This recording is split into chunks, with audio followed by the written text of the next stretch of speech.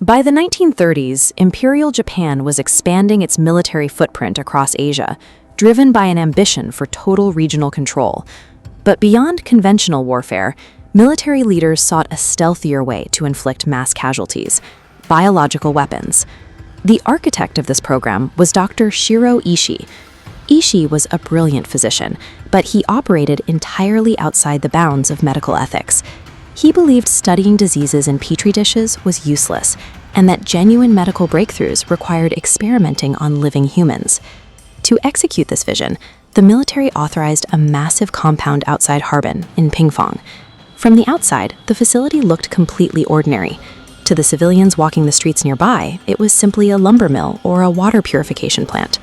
But the perimeter told a different story. The walls were topped with high-voltage barbed wire and surrounded by heavily armed guards. Once someone went through these gates, they never came out. The Japanese government had effectively handed a sociopath a blank check. Under the guise of state-sponsored research, Ishii built an untouchable facility where he could operate with absolute impunity. The subjects brought into Unit 731 were largely innocent Chinese civilians, along with Russian prisoners and eventually Allied soldiers. The moment they arrived, their names and identities were permanently erased from all records. The staff implemented a specific vocabulary to distance themselves from their actions. The prisoners were officially classified as Maruta, a Japanese word that translates directly to logs. This was standard operating procedure. When a researcher needed a fresh body for a lethal experiment, they wouldn't ask for a patient or a prisoner. They would casually tell the guards to bring up 2 logs.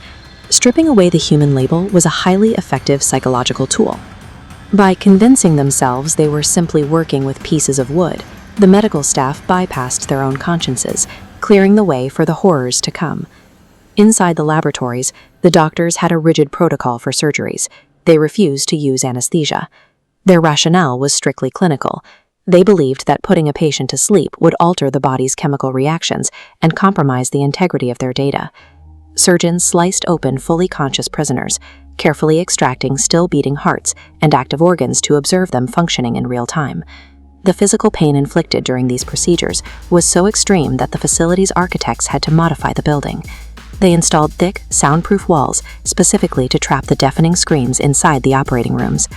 Often, the shock and agony would drive a victim entirely insane before the surgery was complete.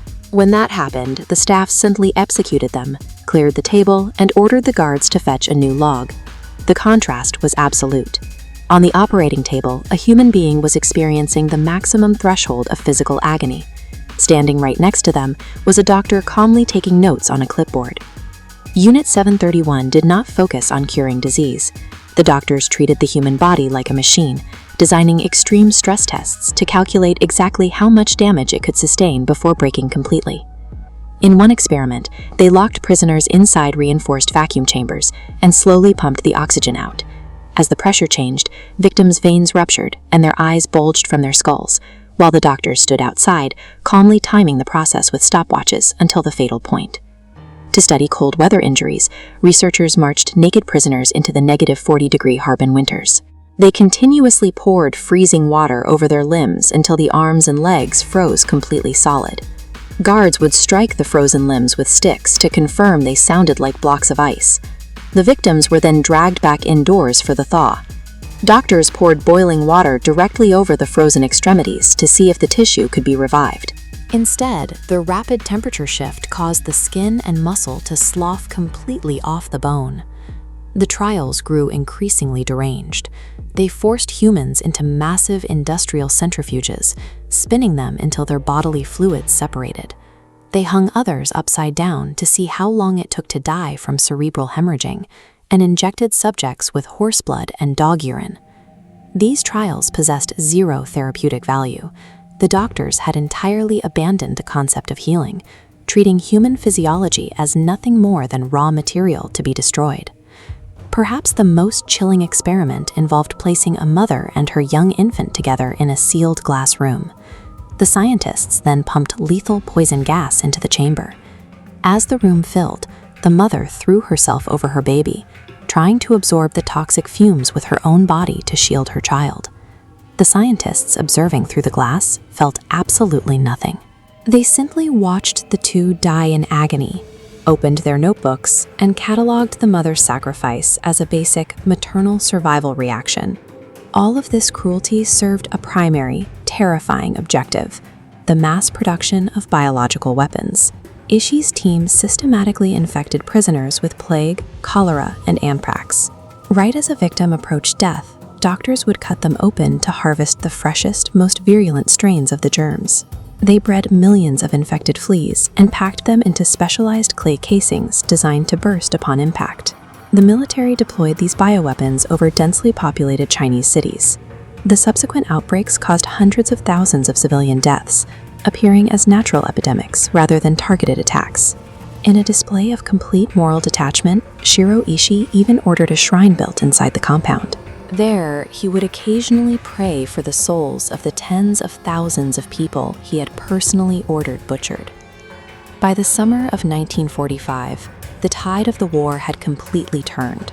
The Japanese Empire was collapsing, and a massive Soviet army was rapidly advancing across Manchuria, heading straight for Harbin. Utter panic gripped Unit 731. Shiro Ishii knew exactly what would happen if the approaching Allied forces discovered the laboratories.